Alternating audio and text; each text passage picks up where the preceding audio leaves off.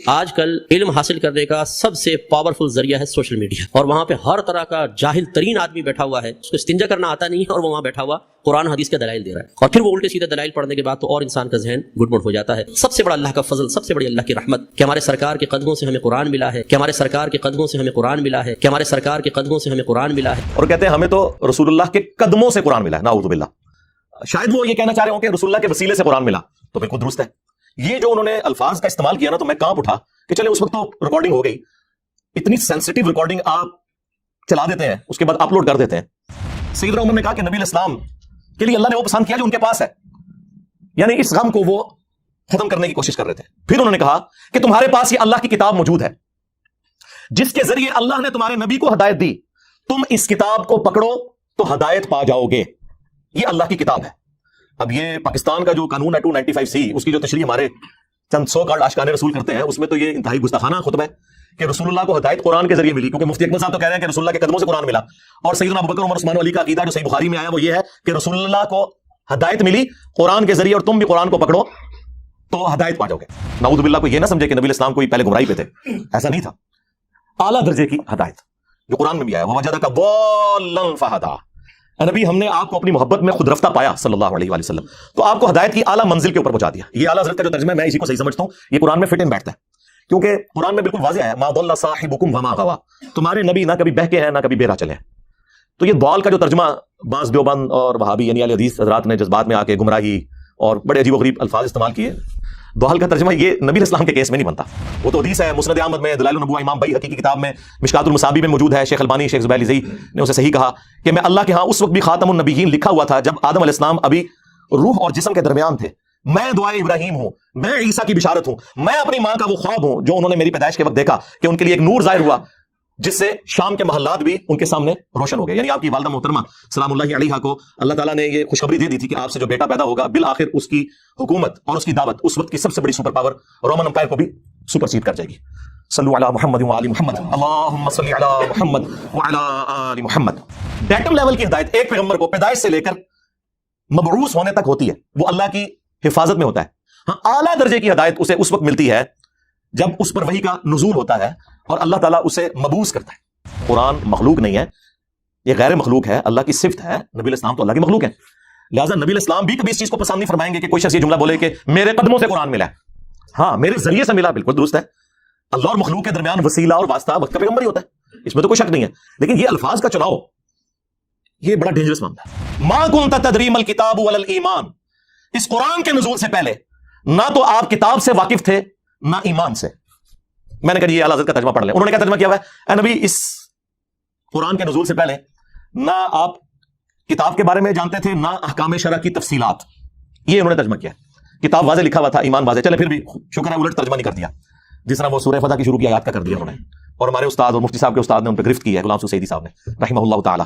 نبی الاسلام ان تفصیلات سے واقف نہیں تھے، بہرحال ڈیٹم لیول کا تو ایمان ہوتا ہے۔ صحیح مسلم میں حدیث ہے، میں اس پتھر کو بھی پہچانتا ہوں جو بعثت سے پہلے مجھے سلام کیا کرتا تھا۔ تو نبی الاسلام کو یہ یعنی اشارے تو ملنے شروع ہو گئے تھے کہ آپ ایک ایکسٹراڈنری پرسنالٹی ہیں۔ پھر صحیح مسلم میں آیا کہ بچپن میں آپ کا سینہ چاک کیا گیا اور پھر وہ سیا گیا۔ یہ پورا جو واقعہ ہے جو نمبر آف ٹائمز ہوا ہے، معراج کے موقع پر بھی ہوا ہے، نبی الاسلام کے یہ ایکسپیرینسز بعثت سے پہلے کے تھے۔ قل ما یکون لی ان ابدلہ من تلقاء نفسی، اے نبی تم فرما دو کہ مجھے تو کوئی اختیار حاصل نہیں کہ میں اپنی خواہش نفس سے اس قرآن کو بدل دوں۔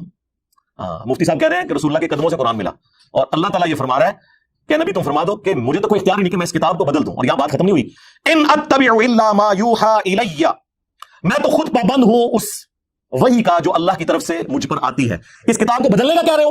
مجھے تو اللہ نے پابند کیا کہ میں نے بھی اس کتاب کے پیچھے چلنا ہے۔ یہ قرآن ہے جی، یہ کتابوں کا خدا ہے۔ پھر ہم کیوں نہ کہیں کہ مرنے سے پہلے اے مسلمان کر لے اس پہ غور، کتابوں کا خدا اور ہے، بابوں کا خدا اور، بابے بھی اسی خدا پہ مانتے ہیں لیکن ان کوالٹیز کے ساتھ نہیں جو آسمان سے نازل ہوئی ہیں پیغمبروں کے ذریعے، بلکہ ان کی اپنی تعلیمات ہیں۔ یہ کتابوں کا خدا ہے جی۔ یہ تو آیات ہیں جو آج بیان کرنے والی ہیں، یہ بتانے کے لیے کہ یہ کلام اللہ کا نازل کردہ ہے، یہ رسول اللہ نے خود نہیں لکھا صلی اللہ علیہ وآلہ وسلم۔ اور ہم نے اسے گستاخی کا مسئلہ بنا کے ہر بندے نے یعنی قرآن میں سے نہ اپنی مطلب کی چیزیں نکالی ہوئی ہیں۔ کسی کو اولیاء کی گستاخی نظر آ جاتی ہے، کسی کو انبیاء کی گستاخی، کسی کو صحابہ کی گستاخی، کسی کو اہل بیت کی گستاخی نظر آ جاتی ہے۔ اللہ کی گستاخی نہیں آج تک منقطع نظر آئی۔ کدھر تسی پڑھے یہ اللہ کا گستاخ ہے، گستاخ اولیاء ہے، گستاخ رسول ہے، گستاخ اہل بیت، گستاخ صحابہ، گستاخ اللہ۔ ایک ٹائم کرے سنی جے اللہ نے سکے ہونے تے گل کرنا، ہاں اللہ نے تمہیں سائڈ تے رکھے ہے، وہ کہہ رہے ہیں ان کائنات کا نظام بابے چلا رہے ہیں، اہل بیت چلا رہے ہیں، انبیاء چلا رہے ہیں، نعوذ باللہ۔ صحیح مسلم کی حدیث 2750، نبی الاسلام سے پوچھا گیا کہ آپ پیر کا منڈے کا روزہ کیوں رکھتے ہیں؟ تو فرمایا فیہ ولدت وفیہ انزل علیہ، اس دن میں پیدا ہوا اور اس دن مجھ پر پہلی دفعہ وحی نازل ہوئی۔ یعنی پیدائش کی خوشی اور جشن قرآن کی خوشی کو نبی الاسلام نے ایک جگہ جمع کیا، سال بعد نہیں، ہر مہینے نہیں، ہر ہفتے منڈے کا روزہ رکھے۔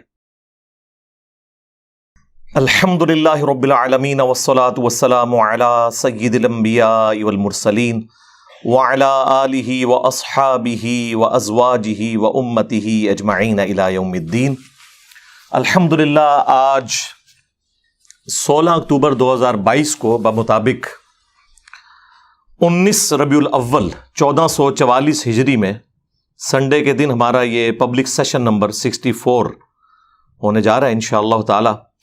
آپ کے یہ سوالات ریئل ٹائم پرچیوں کی شکل میں میرے پاس آ چکے ہیں، انہیں میں بعد میں ڈسکس کروں گا۔ پہلے ایک کرنٹ افیئر کے طور پر ایک ایشو میں ڈسکس کرنے جا رہا ہوں، اور وہ ہمارے استاد مفتی اکمل صاحب سے ریلیٹڈ ہے، حفظہ اللہ تعالی۔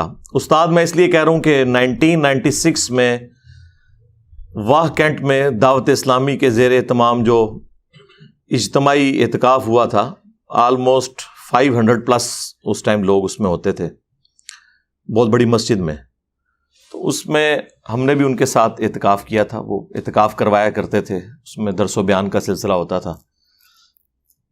اس اعتبار سے ان سے ایک عقیدت اس وقت سے تھی، اس وقت تو خیر وہ بھی آپ سمجھ لیں درس نظامی میں انہوں نے ابھی داخلہ بھی شاید نہیں لیا تھا، اور بعد میں پھر ایک 99 میں ملاقات ہوئی، ایگزیکٹ اس رات جس رات وہ پاکستان فائنل ہارا تھا ورلڈ کپ کا آسٹریلیا سے، آخری رات تھی۔ اس کے بعد پھر ان سے ملاقات نہیں ہوئی۔ پھر جب کیو ٹی وی شروع ہوا تو وہ اس پہ چلے گئے، تو مجھے پتا تھا کہ ان کی جتنی سپیکنگ پاور ہے وہ میڈیا میں سروائیو کریں گے، اور دیکھ لیں ماشاءاللہ آج 21-22 سال ہو گئے ہیں بیٹھے ہوئے میڈیا میں۔ تو اسی ربیع الاول شریف کے اندر 1444 ہجری میں ان کا ایک ویڈیو کلپ اگلے دن ایک بھائی نے چلایا، تو بائی چانس میں سن رہا تھا، میں نے دیکھا نہیں، آواز پہچان لی۔ تو اس میں انہوں نے ایک جملہ بولا، یہ جو مروجہ ربیع الاول کو منانے کا جو ایک اختلاف چل رہا ہے، اس کے اوپر ڈسکشن کرتے ہوئے وہ دلائل دے رہے تھے، اور اس میں آپ سمجھ لیں کوئی جذبات کی رو میں وہ بہہ گئے۔ آیت انہوں نے سورہ یونس سے کوٹ کی، اعوذ باللہ من الشیطان الرجیم، بسم اللہ الرحمن الرحیم، قل بفضل اللہ وبرحمتہ فبذلک فلیفرحوا هو خیر مما یجمعون۔ اے نبی ان سے فرماؤ کہ اللہ کے فضل اور رحمت کے ملنے کے اوپر چاہیے کہ خوب خوشیاں منائیں، یہ اس سے بہتر ہے جو دنیا کا انہوں نے متاع جوڑ رکھا ہے۔ اور اس کانٹیکسٹ میں انہوں نے نبی الاسلام کا ذکر خیر کیا، یقیناً آپ سے بڑی تو کوئی نعمت ہی نہیں اس امت کے لیے۔ اور پھر اس کانٹیکسٹ میں انہوں نے بات کرتے ہوئے کہا کہ نبی الاسلام کی پیدائش کی خوشی جو ہے وہ بدرجہ اولا منانی چاہیے، اور ساتھ انہوں نے ایک جملہ بولا کہ رسول اللہ کے قدموں سے ہمیں قرآن ملا ہے۔ آپ ذرا الفاظ پہ ذرا غور کریں، یہ کوئی علماء والے الفاظ نہیں ہیں کہ آپ اس کی کوئی تعویل کر لیں کہ قدموں سے مراد وہ لے رہے تھے کہ ان کے نقش قدم پہ چل کے ہم وہاں تک پہنچے۔ وہ چونکہ میں بریلوی مکتب پہ میں نے ایک وقت گزارا ہے، ان کا ایک خاص مزاج ہے، ایک چیز کو جب انہوں نے بہت اوپر کرنا ہوتا ہے اس کے مقابلے میں دوسرے کو کم تر شو کرنا ہوتا ہے، تو وہ اس قسم کی اینالوجیز بناتے ہیں، اور کہتے ہیں ہمیں تو رسول اللہ کے قدموں سے قرآن ملا ہے، نعوذ باللہ۔ آج کل علم حاصل کرنے کا سب سے پاورفل ذریعہ ہے سوشل میڈیا، اور وہاں پہ ہر طرح کا جاہل ترین آدمی بیٹھا ہوا ہے، اس کو استنجا کرنا آتا نہیں ہے، اور وہ وہاں بیٹھا ہوا قرآن حدیث کے دلائل دے رہا ہے، اور پھر وہ الٹے سیدھے دلائل پڑھنے کے بعد تو اور انسان کا ذہن گڑبڑ ہو جاتا ہے۔ سب سے بڑا اللہ کا فضل، سب سے بڑی اللہ کی رحمت کہ ہمارے سرکار کے قدموں سے ہمیں قرآن ملا ہے، کہ ہمارے سرکار کے قدموں سے ہمیں قرآن ملا ہے، کہ ہمارے سرکار کے قدموں سے ہمیں قرآن ملا ہے۔ شاید وہ یہ کہنا چاہ رہے ہوں کہ رسول اللہ کے وسیلے سے قرآن ملا، تو بالکل درست ہے۔ یہ جو انہوں نے الفاظ کا استعمال کیا نا، تو میں کانپ اٹھا کہ چلیں اس وقت تو ریکارڈنگ ہو گئی، اتنی سینسٹیو ریکارڈنگ آپ چلا دیتے ہیں، اس کے بعد اپلوڈ کر دیتے ہیں، اس کے بعد اس کے جو نتائج پھر بھگتنے پڑتے ہیں نا، وہ بڑے خطرناک ہوتے ہیں۔ اس سے لوگ بڑے عجیب و غریب عقائد اخذ کرتے ہیں جو اسٹیبلش ہیں غلوف کے درجے کے اندر، اور پھر وہ ساتھ نبی الاسلام کا ذکر خیر کیا کہ اللہ تعالیٰ کا تعارف بھی ہمیں نبی الاسلام کی وجہ سے ہوا، بلکہ انہوں نے کہا ہم اللہ کو تو مانتے اس لیے ہیں کہ وہ نبی الاسلام کا رب۔ ظاہر ہے یہ ایک کہانی، ایک گھڑی ہوئی۔ کیا رسول اللہ کی دنیا میں تشریف آوری سے پہلے اللہ تعالیٰ ایگزسٹ نہیں کرتا تھا؟ اس کے ماننے والے نہیں تھے کیا؟ یہ شیخ احمد سرہندی، جسے یہ لوگ مجدد الافسانی کہتے ہیں، المتوفا 1034 ہجری، ان کا یہ ایک جملہ ہے جو زبان زد عام ہے، جس کا نہ قرآن و سنت سے کوئی لینا دینا ہے اور نہ یہ دین کی تعلیمات میں کسی اعتبار سے فٹ بیٹھتا ہے، بلکہ دین کی تعلیمات بالکل اس کے برعکس ہیں۔ اللہ تعالیٰ تو اس احسان کو اپنی طرف منسوب کرتا ہے، لقد من اللہ علی المؤمنین اذ بعث فیہم رسولا، یہ اللہ کا احسان ہے کہ اس نے رسول بھیجا۔ یہ لوگ کہتے ہیں یہ رسول کا احسان ہے کہ اس نے اللہ کا تعارف کروایا۔ اللہ تعالیٰ کیا فرما رہا ہے؟ یہ اللہ کا احسان ہے کہ اس نے رسول بھیجا انہی میں سے، من انفسہم یتلو علیہم آیاتہ ویزکیہم ویعلمہم الکتاب والحکمہ، جو ان پہ اللہ کی آیات تلاوت کرتے ہیں، ان کا تزکیہ کرتے ہیں، انہیں کتاب و حکمت سکھاتے ہیں، اور اس سے پہلے یہ لوگ کھلی گمراہی میں تھے۔ تو اللہ تعالیٰ تو یہ ڈاکٹرن پیش کر رہا ہے کہ اللہ کا احسان ہے مومنین میں آنا، اور پھر اس پہ تر یہ کہ نبی الاسلام خود اس کی ایکسپلینیشن کیا کر رہے ہیں۔ جامعہ ترمذی میں حدیث ہے، المستدرک للحاکم کے اندر یہ حدیث موجود ہے، امام حاکم نے اسے صحیح کہا، امام ذہبی نے موافقت کی، شیخ زبیر الزئی صاحب نے مشکات المصابیح کی تحکیم میں اس حدیث کو صحیح کہا کہ اللہ کے محبوب صلی اللہ علیہ وآلہ وسلم نے فرمایا کہ اللہ سے محبت کرو کہ اس نے تمہیں نعمتوں سے نوازا ہے، اور مجھ سے اس لیے محبت کرو کہ میں اللہ کا رسول ہوں، اور میرے اہل البیت سے اس لیے محبت کرو کہ ان کی نسبت میرے ساتھ ہے۔ صلو علی محمد وآل محمد، اللہم صلی علی محمد وعلی آل محمد۔ یعنی نبی الاسلام چین کیا جوڑ رہے ہیں کہ آپ نے اللہ کی نسبت سے معاملات کو لے کے چلنا ہے، یہ الٹ چلتے ہیں۔ اس کو سپورٹیو وہ سیدنا ابو بکر کا قول ہے صحیح بخاری میں، اور امام بخاری نے سیدنا حسن و حسین کے چیپٹر میں ڈالا ہے رضی اللہ عنہما وعلیہم السلام، کہ محمد کے قرب کو آل محمد کے قرب میں تلاش کرو۔ یہ یعنی اس کو سپورٹیو ایک چیز ہو جاتی ہے اس حوالے سے، الحمدللہ۔ تو اللہ کے محبوب صلی اللہ علیہ وآلہ وسلم کی یہ تربیت پھر آگے ٹریول ہوئی ہے۔ صحیح بخاری میں ایک چیپٹر ہے کتاب الاعتصام بالکتاب والسنہ، کتاب و سنت کو مضبوطی سے پکڑنا۔ وہ چیپٹر آپ کھولیں بالکل اینڈ میں جا کے آتا ہے۔ اس چیپٹر کی دوسری حدیث ہی یہی ہے کہ جب سیدنا ابوبکر کو خلیفہ چنا گیا تو اس سے اگلے دن حضرت ابوبکر صدیق رضی اللہ تعالیٰ عنہ نے صحابہ کرام سے ایک پبلک گیدرنگ کے اندر ایڈریس کیا۔ صحیح بخاری کے الفاظ ہیں کہ حضرت ابوبکر کے ممبر پہ چڑھنے سے پہلے سیدنا عمر ممبر پر آئے، ظاہر وہ ایک سمجھ لیں نقیب محفل کے طور پر، اور انہوں نے چند ایک جملے بولے۔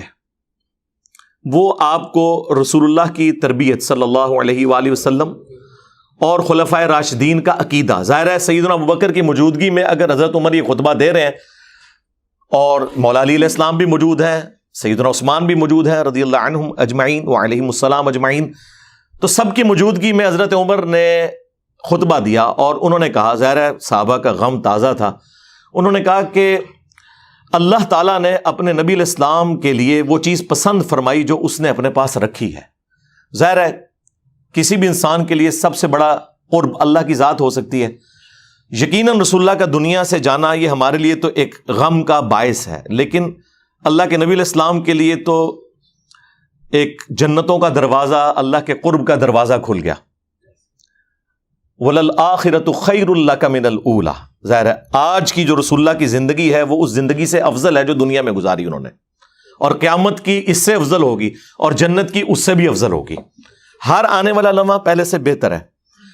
تو سیدنا عمر نے کہا کہ نبی علیہ السلام کے لیے اللہ نے وہ پسند کیا جو ان کے پاس ہے، یعنی اس غم کو وہ ختم کرنے کی کوشش کر رہے تھے.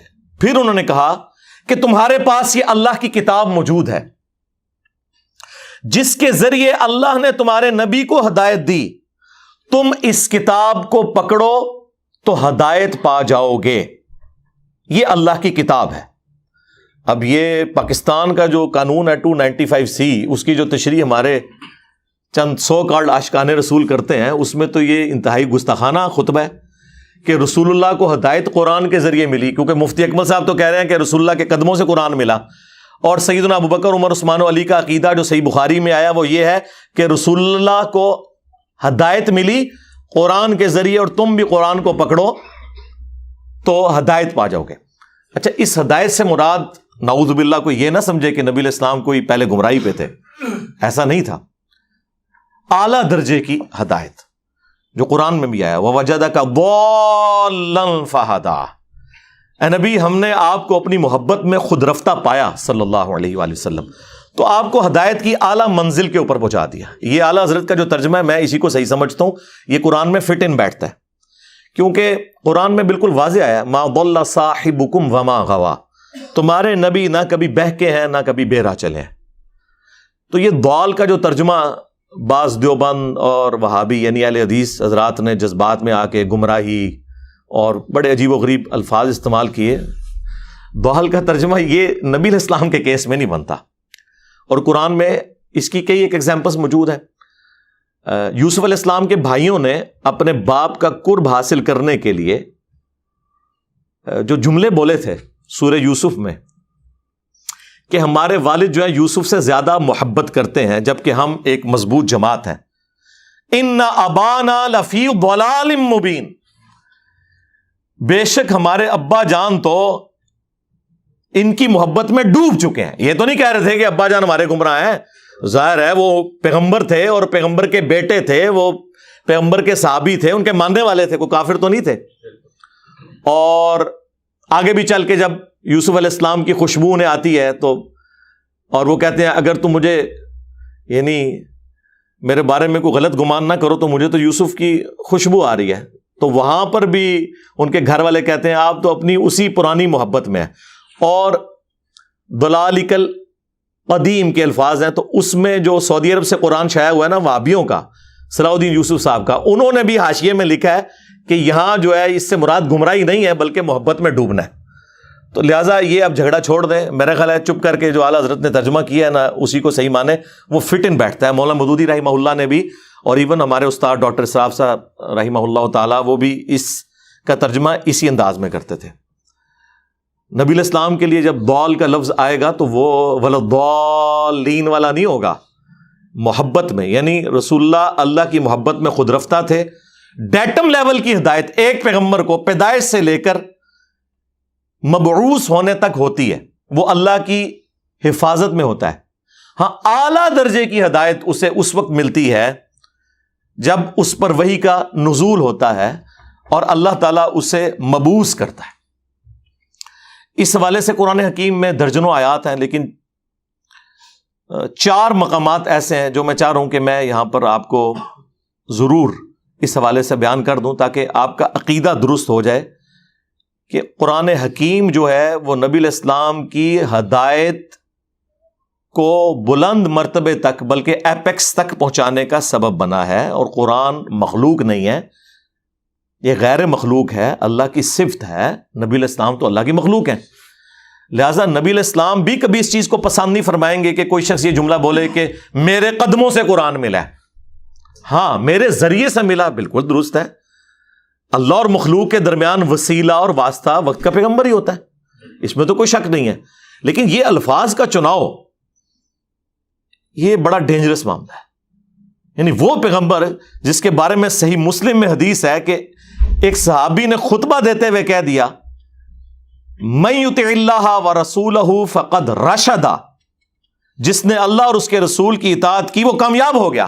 وَمَن يَعْصِهِمَا، اور جس نے ان دونوں کی نافرمانی کی فَقَدْ غَوَا، وہ بہک گیا. اور حضور غصے میں آگے فرمایا بئس الخطیب انت، کتنا برا خطیب ہے تو، تجھے چاہیے تھا کہ تو کہتا وَمَن يَعْصِ اللَّهَ وَرَسُولَهُ فَقَدْ غَوَىٰ. صحیح مسلم 2010 نمبر حدیث ہے یہ. اس نے نہیں آگے سے بریلویوں کی طرح کہا کہ یا رسول اللہ ہم آپ کو مستقل بذات نہیں مان رہے، غیر مستقل بذات مان رہے ہیں، آپ کا یہ معاملہ محدود مان رہے ہیں، ہم عطائی مان رہے ہیں. یہ اس زمانے میں یہ کہانیاں نہیں ہوتی تھی. اور ابو داؤد میں تو آگے بڑے سخت الفاظ ہیں. آپ نے فرمایا قم اذهب، اٹھ نکل جا ادھر سے. یہ وہ شخص کہہ رہا ہے وَإِنَّكَ لَعَلَىٰ خُلُقٍ عَظِيمٍ. لیکن توحید اتنا سینسٹیو ایشو ہے کہ امام الموحدین صلی اللہ علیہ وآلہ وسلم کی ٹالرنس زیرو ہے، زیرو ٹالرنس ہے. اس لیے خدا کے لیے الفاظ کا چناؤ کرتے وقت ذرا غور کیا کریں کہ کیا نبی الاسلام آپ کے اس ایٹیچیوڈ سے خوش ہوں گے جس طرح کی آپ باتیں کر رہے ہیں. حالانکہ اس صحابی نے کوئی آؤٹ آف کانٹیکسٹ جملہ نہیں بولا، لٹریچر میں یہ پرفیکٹ جملہ تھا کہ جو اللہ اور اس کے رسول کی اطاعت کرے وہ کامیاب ہوا، جو ان دونوں کی نافرمانی کرے وہ ناکام ہوا. بلکہ یہ جملے کا عیب ہوتا ہے اس چیز کو ریپیٹ کرنا. جب وہ اللہ رسول کو الگ کر چکا تھا اس کے بعد دونوں کہنا کافی تھا، لیکن نبی الاسلام کو پتا تھا کہ اس سے دروازہ کھل جائے گا. تو آپ صلی اللہ علیہ وآلہ وسلم نے اتنے سخت الفاظ کے اندر اسے کنڈیم کیا. لیکن آپ کو حیران کن بات بتاؤں، آج تک میں درجنوں بریلوی اور دیوبندیوں کی مسجد میں جمعے کی نماز پڑھ چکا ہوں، آج تک وہ میں یہاں سے ہمائی پڑھتے ہیں. وہ پتہ نہیں کوئی انہوں نے لکھ کے ان کو خطبہ پکڑا دیا ہوا ہے. ابھی اگلے دن میں جماعت اسلامی کی مسجد میں پڑھ رہا تھا وہ میں یہاں سے ہما، دیوبندیوں کے پیچھے کافی عرصہ میں نے پڑھا، بریلویوں کے پیچھے. وہ آج تک اس طرح ہی چل رہا ہے. کیونکہ ظاہر ہے جب درس نظامی میں آپ کو فقہ پڑھائی جائے اور آخری دورہ حدیث ہو، جس طرح وہ اینڈ پہ دودھ پتی کا دورہ ہوتا ہے مجلس کے، تو وہ کس کو یاد رہنی ہے، اور وہ بھی سلیکٹو سٹڈی کے طور پر. تو یہ ایک بہت بڑا ایک ایشو ہے ہمارا اس پورے کے پورے سسٹم کا. خیر وہ میں آپ کو نبی الاسلام کا جو عقیدہ اور خلفائے راشدین کا عقیدہ تو یہ کور ہوا اس میں. اب میں آپ کو وہ آیت مبارکہ بتاتا ہوں. سورہ الشورى، پارہ نمبر ہے 25، سورت نمبر ہے 42. اس کے اینڈ پہ جا کے اللہ تعالیٰ نے یہ عقیدہ بالکل کلیئر کر دیا. میرے پاس ایک بار میرے والد صاحب کے ایک دوست، بلکہ ہمارے وہ پیر بھائی بھی سیال شریف وہ بیت تھے، ابھی بھی ہیں ماشاءاللہ، ڈاکٹر صاحب. وہ آئے تو ان دنوں میں نیا گمراہ ہوا تھا، 2008 کی بات ہے. تو مجھے آتے ہی انہوں نے پہلا سوال کیا کہ آپ کا نبی اسلام کے بارے میں کیا عقیدہ ہے کہ آپ کو نبوت کب ملی؟ میں نے کہا جی جو آپ کا عقیدہ ہے کہ عمر مبارک جب 40 سال ہوئی تو آپ مبعوث ہوئے. بہرحال نبی پیدائش سے لے کر اس وقت تک اللہ کا پیغمبر ہوتا ہے، وہ اللہ کی حفاظت میں ہوتا ہے. اور میں نے کہا یہ اعلیٰ حضرت نے بھی یہی لکھا ہوا ہے. کہتے ہیں کدھر لکھا ہے؟ میں نے کہا یہ کنز الایمان شریف میں نے اتار لیا اور میں نے کہا یہ سورہ الشورى میں پڑھنے لگا ہوں، جو اس سے عقیدہ بنتا ہے اعلیٰ حضرت کا ترجمہ پڑھوں گا. آپ مجھے بتا دیں کہ میں اس کے علاوہ کوئی اور عقیدہ رکھ سکتا ہوں. خیر وہ جب انہوں نے سنا خاموش ہو گئے. مانا یا نہیں مانا یہ الگ بات ہے، لیکن خاموش ہو گئے. یہ وہ آیات ہیں جی، آیت نمبر 51، وَمَا كَانَ لِبَشَرٍ أَن يُكَلِّمَهُ اللَّهُ، اور کسی انسان کی یہ شان ہی نہیں کہ اللہ تعالیٰ اس سے کلام کرے، إِلَّا وَحْيًا، ہاں یہ ہے کہ اللہ تعالیٰ اس پر وحی بھیجے، یعنی ایکسیپشن دی جا رہی ہے پیغمبروں کی. أَوْ مِن وَرَاءِ حِجَاب، یا پھر پردے میں اللہ تعالیٰ گفتگو فرمائے، جس طرح کہ موسیٰ علیہ السلام کے ساتھ ہوئی کوہ طور پر، اور ہمارے محبوب صلی اللہ علیہ وآلہ وسلم کے ساتھ ہوئی شب معراج. او یرسل رسولا، یا اس کی طرف کوئی رسول بھیج دے، فیوحی بإذنہ ما یشاء، اور وہ وحی کر دے اللہ تعالیٰ کے اذن کے ساتھ، جو اللہ تعالیٰ اذن دے. جو کچھ اللہ تعالیٰ نے وحی کرنا ہے وہ پیغمبر کی طرف وحی کر دے وہ فرشتہ. انہ علی حکیم، بے شک وہ اونچا ہے، حکمت والا ہے، بلند و بالا ہے. وَكَذَلِكَ أَوْحَيْنَا إِلَيْكَ، اور بالکل اس طریقے سے اے نبی ہم نے آپ کی طرف بھی وحی کی. روحم من امرنا، اپنی طرف سے امر روح. روح جو امر بھی ہے، اچھا روح کا لفظ حضرت جبرائیل کے لیے بھی آیا ہے، روح کا لفظ قرآن کے لیے بھی آیا وحی کے لیے, اور روح نبی الاسلام کے لیے بھی ہے. ما کنت تدری ما الکتاب ولا الایمان, اس قرآن کے نزول سے پہلے نہ تو آپ کتاب سے واقف تھے نہ ایمان سے. میں نے کہا جی یہ اعلیٰ حضرت کا ترجمہ پڑھ لیں. انہوں نے کیا ترجمہ کیا ہوا ہے؟ اے نبی, اس قرآن کے نزول سے پہلے نہ آپ کتاب کے بارے میں جانتے تھے نہ احکام شرع کی تفصیلات. یہ انہوں نے ترجمہ کیا. کتاب واضح لکھا ہوا تھا, ایمان واضح. چلیں پھر بھی شکر ہے الٹ ترجمہ نہیں کر دیا, جس طرح وہ سورہ فتح کی شروع کی آیات کا کر دیا انہوں نے, اور ہمارے استاد اور مفتی صاحب کے استاد نے ان پہ گرفت کی ہے, غلام سعود سعیدی صاحب نے رحمہ اللہ تعالی. تو یہاں پہ ترجمہ انہوں نے کافی حد تک ٹھیک کیا. یعنی نبی الاسلام ان تفصیلات سے واقف نہیں تھے. بہرحال ڈیٹم لیول کا تو ایمان ہوتا ہے. صحیح مسلم میں حدیث ہے, میں اس پتھر کو بھی پہچانتا ہوں جو بعثت سے پہلے مجھے سلام کیا کرتا تھا. تو نبی الاسلام کو یہ یعنی اشارے تو ملنے شروع ہو گئے تھے کہ آپ ایک ایکسٹرا آرڈنری پرسنالٹی ہیں.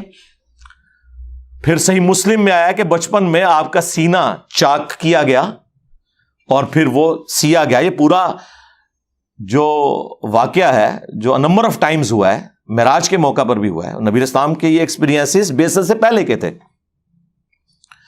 وَلَكِنْ جَعَلْنَاهُ نُورًا نَهْدِي بِهِ مَن نَّشَاءُ مِنْ عِبَادِنَا, بلکہ ہم نے اس قرآن کو نور اور ہدایت بنا دیا ہے. اس کے ذریعے ہم ہدایت دیتے ہیں اپنے بندوں میں سے جسے چاہتے ہیں. وَإِنَّكَ لَتَهْدِي إِلَىٰ صِرَاطٍ مُسْتَقِيمٍ, اور بے شک اے محبوب صلی اللہ علیہ وسلم آپ لوگوں کو صراط مستقیم کی طرف ہدایت دیتے ہیں. نبی الاسلام سراپا ہدایت ہیں, لیکن وہ ہدایت کی اعلیٰ منزل پہ قرآن کے ذریعے آپ کو پہنچایا گیا. وَوَجَدَكَ ضَالًّا فَهَدَىٰ, ہم نے آپ کو اپنی محبت میں خود رفتہ پایا. اور ظاہر ہے یہ خود رفتہ بھی خود سے تو نہیں پایا, اللہ نے ان کی جبلت میں رکھا. وہ تو حدیث ہے مسند احمد میں, دلائل النبوہ امام بیہقی کی کتاب میں, مشکات المصابیح میں موجود ہے. شیخ البانی شیخ زبیر لزئی نے اسے صحیح کہا کہ میں اللہ کے ہاں اس وقت بھی خاتم النبیین لکھا ہوا تھا جب آدم علیہ السلام ابھی روح اور جسم کے درمیان تھے.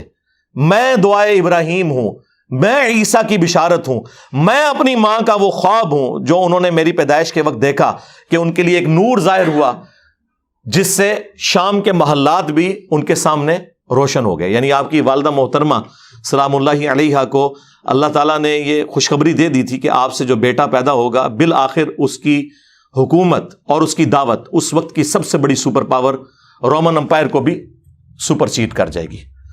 صلو علی محمد وعلی محمد, اللہم صلی علی محمد وعلی آل محمد. تو نبی الاسلام کی پرسنالٹی ایک ایکسٹرا آرڈنری پرسنالٹی. اچھا, اب اس عقیدے کو آپ مزید سمجھیں. سورہ یونس کی وہ آیات, آیت نمبر 15, وَإِذَا تُتْلَى عَلَيْهِمْ آيَاتُنَا بَيِّنَاتٍ, اور جب ان پر تلاوت کی جاتی ہیں ہماری روشن آیات.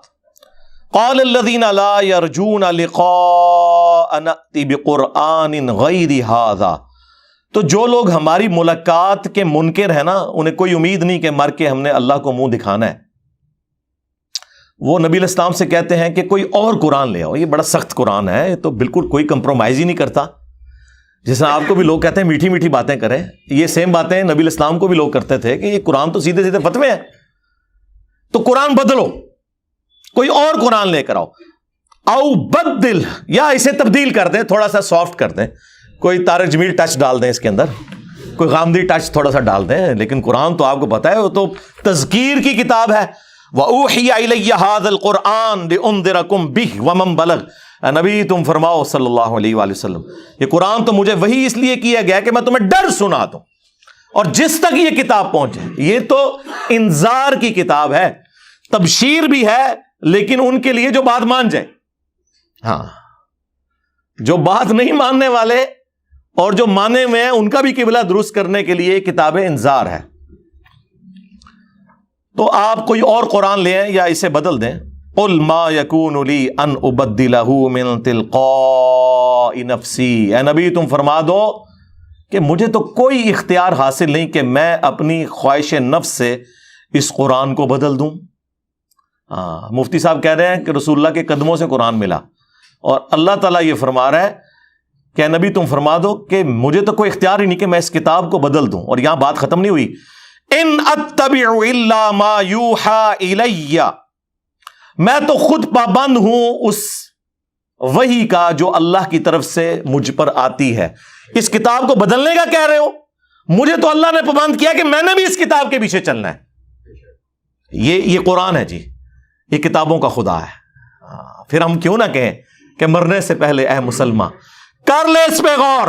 کتابوں کا خدا اور ہے، بابوں کا خدا اور. بابے بھی اسی خدا کو ہی مانتے ہیں، لیکن ان کوالٹیز کے ساتھ نہیں جو آسمان سے نازل ہوئی ہیں پیغمبروں کے ذریعے، بلکہ ان کی اپنی تعلیمات ہیں. یہ کتابوں کا خدا ہے جی. انی اخاف ان عصیت ربی عذاب یوم عظیم، بے شک میں تو خود خوف کھاتا ہوں اس بات سے کہ بالفرض اگر میں نے بھی اپنے رب کی نافرمانی کی تو بڑے دن کا عذاب مجھے بھی آ پکڑے گا. اللہ اکبر. سوائے شیخ عبد القادر جیلانی کے، کیونکہ وہ تو اس وقت تک جنت میں نہیں جائیں گے جب تک کہ سارے مریدوں کو نہ لے جائیں. پھر ٹھیک ہی آپ سے کہتے ہیں نا قرآن حدیث ڈائریکٹ نہ پڑھو گمراہ ہو جاؤ گے. قرآن تو پھر ننگی تلوار ہے. اور یہ آیت صرف سورہ یونس میں نہیں آئی، یہ 3 جگہ آئی ہے. سورہ یونس میں، سورہ الزمر کے اندر آئی ہے، سورۃ الانعام میں آئی ہے. قل انی اخاف ان عصیت ربی عذاب یوم عظیم. اے نبی تم فرماؤ کہ میں تو خود اس بات سے خوف کھاتا ہوں کہ بالفرض اگر میں نے بھی اپنے رب کی نافرمانی کی تو بڑے دن کا عذاب مجھے بھی آ پکڑے گا. اور ایک اور آیت ہے سورہ بنی اسرائیل میں، یقین کریں میں جب وہ آیت پڑھتا ہوں نا، وہ تو ڈاکٹر سراج صاحب بھی پڑھتے ہوئے خوف کھا گئے تھے یقیناً. اس کا آپ ترجمہ آپ نے اعلیٰ حضرت کا پڑھ لینا ہے اور پھر مجھے بتانا ہے کہ میں نے کہیں پہ کوئی ڈنڈی ماری ہے تو آپ مجھے پکڑ لیں. سورہ بنی اسرائیل میں اللہ تعالیٰ نے نبی اسلام کے حوالے سے ذکر کیا. اب یہ ظاہر ہے سمجھانے کے لیے، کافروں پر غصہ ہے، لیکن ظاہر ہے کہ اللہ تعالیٰ اپنی تعلیمات میں تو بہت اسٹرکٹ ہے. آیت نمبر ہے 73. وَإِن كَادُوا لَيَفْتِنُونَكَ عَنِ الَّذِي أَوْحَيْنَا إِلَيْكَ، اور یہ لوگ تو تلے ہوئے ہیں اے نبی علیہ السلام کہ آپ کو ہٹا دیں اس وحی سے جو ہم نے آپ کی طرف کی ہے. یعنی کافروں کا پورا پریشر ہے کہ آپ قرآن کی اتباع کرنا چھوڑ دیں. نعوذ باللہ. لِتَفْتَرِيَ عَلَيْنَا غَيْرَهُ، تاکہ آپ ہماری طرف کوئی جھوٹی بات منسوب کر دیں. وہی جو سورہ یونس میں آیا تھا نا کہ قرآن کو بدلو یا کوئی اور قرآن لے کر آؤ، اسی کی ایکسپلینیشن ہے کہ یہ بھی تلے ہوئے ہیں کہ آپ اس وحی سے ہٹ جائیں اور کوئی اپنی طرف سے بات بنا کے ہماری طرف منسوب کرتے ہیں. وَإِذًا لَاتَّخَذُوكَ خَلِيلًا، اور اگر ایسا ہو جائے تو پھر یہ آپ کو دوست بنا لیں گے کہ ہاں جی بالکل ٹھیک ہے، اس طرح نہیں گلاں کرو نا، کوئی کمپرومائز کرو. ٹھیک ہے جی، ایک کیوں یا کچھ اپنی مانے کچھ ہماری منوائیں. وَلَوْلَا أَن ثَبَّتْنَاكَ، اور اے نبی اگر ہم آپ کو ثابت قدم نہ رکھتے، اللہ نے اپنی طرف منسوب کیا. لَقَدْ كِدتَّ تَرْكَنُ إِلَيْهِمْ شَيْئًا قَلِيلًا، تو یقیناً آپ بھی کچھ نہ کچھ کافروں کی طرف جھک ہی جاتے، یعنی گمراہ نہیں ہو جاتے. مراد یہ کہ اگر ہم آپ کو نہ تھامتے تو آپ بھی کوئی کمپرومائز ان کے ساتھ تھوڑا بہت کر لیتے. اذا لأذقناك ضعف الحیات وضعف الممات، اور اگر ایسا ہوتا تو ہم آپ کو دنیا کی زندگی میں بھی دگنا عذاب دیتے اور آخرت کی زندگی میں بھی دگنا عذاب دیتے. ثم لا تجدوا لك علينا نصيرا، اور پھر آپ ہمارے مقابلے پہ کسی کو اپنا مددگار بھی نہ پاتے. اے نبی اگر آپ کوئی ایسا کام کر دیتے، ظاہر ہے کہ ایسا ہوا نہیں ہے، یہ سمجھانے کے لیے، لیکن یہ آپ کو سینسٹیوٹی بتا دے گا اللہ تعالیٰ کی توحید کے معاملے میں. ایک تو یہ سخت آیات ہے، اور ایک اور سورۃ الحاقہ کا آخری رکوع. میں نے جب پہلی بار پڑھا تھا تو میں ہل گیا تھا کہ یار دیکھیں یہ بھی تو قرآن میں آیات تھی نا، اور ان آیات کی تلاوت وہ بار شریعت میں لکھا ہوا ہے کہ اس قسم کی جو آیات ہے نا ان کی صرف تلاوت کی جائے گی، ان کا ترجمہ یا تفسیر یا درس و بیان کرنا حرام ہے. ہاں جی ہاں، یعنی وہ اللہ کو ٹیچ کرنا چاہ رہے ہیں کہ یہ تو نے جو قرآن نازل کیا ہے نا، یہ ہم ڈیسائیڈ کریں گے کہ کون سی چیز پڑھنی ہے کون سی نہیں. اللہ اکبر. تنزیل من رب العالمین، سورۃ الحاقہ آیت نمبر 43. قرآن یعنی اللہ تعالیٰ فرما رہا ہے کہ یہ رب العالمین کی طرف سے نازل ہوا ہے. وَلَوْ تَقَوَّلَ عَلَيْنَا بَعْضَ الْأَقَاوِيلِ، اور اگر یہ نبی علیہ السلام ہماری طرف کوئی بات منسوب کر دیتے نا خود سے، لَأَخَذْنَا مِنْهُ بِالْيَمِينِ، تو ہم ان کا داہنا ہاتھ پکڑتے. ثُمَّ لَقَطَعْنَا مِنْهُ الْوَتِينَ، اور ہم ان کی رگے جان کاٹ دیتے اگر یہ بھی ہماری طرف کوئی بات ایسی منسوب کرتے جو ہم نے وہی نہیں کی. فَمَا مِنْكُمْ مِنْ أَحَدٍ عَنْهُ حَاجِزِينَ، اور پھر تم میں سے کوئی ایک بھی ایسا نہ ہوتا جو ان کو ہم سے بچا سکتا. وَإِنَّهُ لَتَذْكِرَةٌ لِّلْمُتَّقِينَ، اور یہ قرآن اور نبی علیہ السلام دونوں نصیحت ہے ان کے لیے جو ڈر جائیں، جو بات مان لیں. یہ آیات ہیں. یہ آیات یہاں پہ یہ کنفلکٹ بن گیا کہ اس سے کوئی شان رسالت میں تنقیص ہو رہی ہے. میں کہتا ہوں جی ان آیات کے سوا ہمارے پاس کوئی آیتیں ہی نہیں ہیں یہ ثابت کرنے کے لیے کہ یہ کتاب رسول اللہ نے نہیں لکھی. جو شخص کتاب خود لکھتا ہے اپنے بارے میں یہ کچھ لکھے گا. میں نے وہ سلمان رشدی کے کتاب کا جب پوسٹ مارٹم کیا تھا پچھلے دنوں اسٹینک ورسز کا، اس میں بھی میں نے یہ آیات کوٹ کی تھی کہ کوئی بھی آتھر جب بک لکھتا ہے وہ اپنے بارے میں اس طرح کی باتیں نہیں کبھی لکھتا. یہ تو آیات ہیں جو آج بیان کرنے والی ہیں، یہ بتانے کے لیے کہ یہ کلام اللہ کا نازل کردہ ہے، یہ رسول اللہ نے خود نہیں لکھا صلی اللہ علیہ وآلہ وسلم. اور ہم نے اسے گستاخی کا مسئلہ بنا کے ہر بندے نے یعنی قرآن میں سے نا اپنی مطلب کی چیزیں نکالی ہوئی ہیں. کسی کو اولیاء کی گستاخی نظر آ جاتی ہے، کسی کو انبیاء کی گستاخی، کسی کو صحابہ کی گستاخی، کسی کو اہل بیت کی گستاخی نظر آ جاتی ہے. اللہ کی گستاخی نیچے آج تک منو کدھر نظر آئی؟ کدھر تسی پڑھے ہے یہ اللہ دا گستاخ ہے، گستاخ اولیاء ہے، گستاخ رسول ہے، گستاخ اہل بیت، گستاخ صحابہ، گستاخ اللہ. یہ ٹرم کدے سنی جے؟ ہاں اللہ دے سکے ہونا تے گل کرنا. ہاں اللہ نے انہوں نے سائڈ تے رکھے ہے. وہ کہنے ان کائنات دا نظام بابے چلا رہے نے، اہل بیت چلا رہے نے، انبیاء چلا رہے نے، نعوذ باللہ. اب یہ یعنی وہ بعض تو منہ سے بول کے کہتے ہیں، بعض بغیر بولے ہوئے کہہ رہے ہوتے ہیں. ٹھیک ہے، اور چھڑ دو وچ عبد القادر پہ گیا جے. اور جواد نقوی صاحب نے بڑی پیاری بات کی. انہوں نے کہا کہ غالی شیعہ قادیانیوں سے بدتر ہیں. انہوں نے اپنے شیعہ کے بارے میں بات کی اور کہا کہ قادیانی تو رسول اللہ کے ساتھ شرک کرتے ہیں نا، ہمارے غالی شیعہ اللہ کے ساتھ شرک کر رہے ہیں جب علی اللہ کہتے ہیں، حسین جل جلالہ. اور پھر انہوں نے اگلا ایک جملہ بولا، تسی سنی خوش ہو رہے ہونے، انہوں نے کہا کہ جڑے سنی غالی نے نا وہ ساڈے شیعہ تو بھی گئے گزرے نے، کیونکہ شیعہ تو پھر بھی اللہ والا معاملہ کرتے ہیں. یہ تو کہتے ہیں عبد القادر بھی چھپایا گیا جے، یعنی یہ عبد القادر جیلانی کو اللہ سے بھی اوپر لے جاتے ہیں. شرک سے بھی اگلی بات ہے. اور یہ گراؤنڈ ریالٹیز ہیں. اگر کوئی اس سے آنکھیں بند کرے، ہمیں تو کوئی دھوکہ نہیں دے سکتا. میرے سے بڑا کون سا بریلوی رہا ہے؟